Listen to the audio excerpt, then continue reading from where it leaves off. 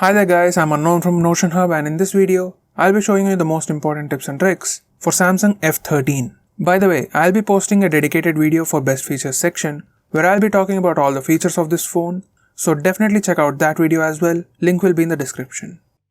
First I'll start out with navigation gestures. Once you enable this, you can swipe up to go home, swipe up and hold for recent apps, swipe from left or right to go back. You can swipe up diagonally from bottom left or right corner for Google Assistant.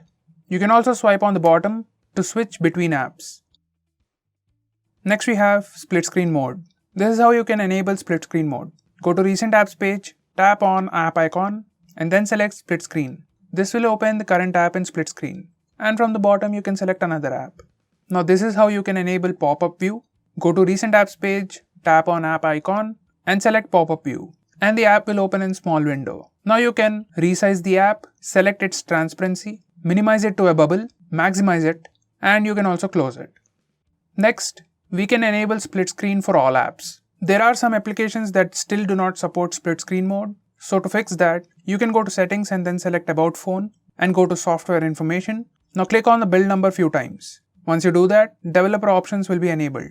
Now if you go back to settings, you can find developer options. Select that and scroll all the way to the bottom and enable force activities to be resizable, and then restart your phone. Now you will be able to use all applications in split screen mode.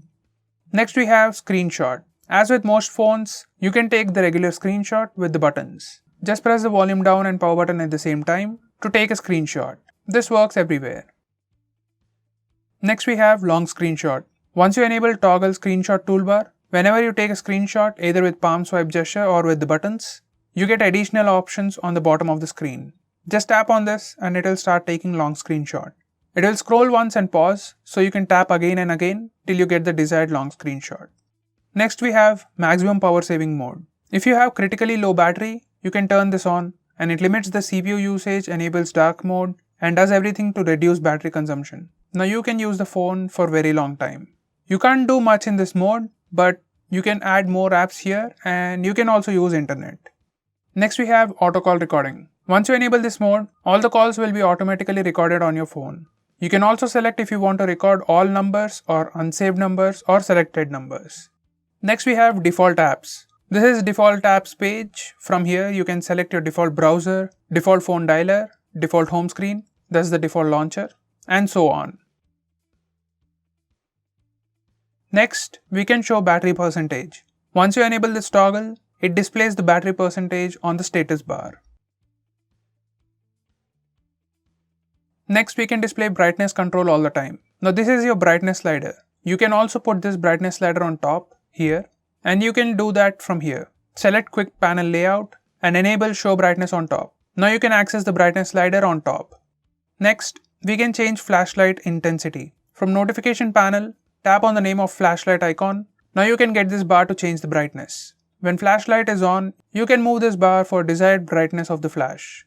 Next, we have quick settings. In notification panel, you can access quick settings for all these toggles. You can change sound profiles, change flashlight intensity, change blue light intensity, change auto rotate options, change Bluetooth options, and change Wi-Fi network directly from the notification toggles.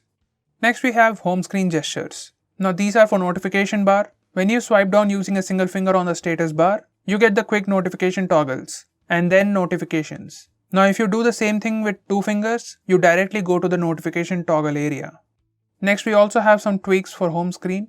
You can swipe up and down and it shows your app drawer by default. And you can change swipe down gesture to notification. Now when you swipe down on home screen, it will bring down the notification panel. We can also hide apps.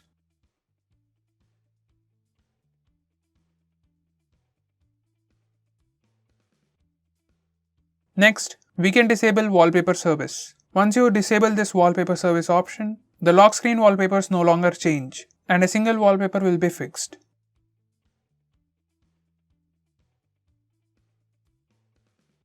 Next we have swipe to call or send message. Once you enable this, in your phone dialer or contacts, you can swipe right on the contact to call them or swipe left on the contact to message them. This is a quick and easy way to take those actions.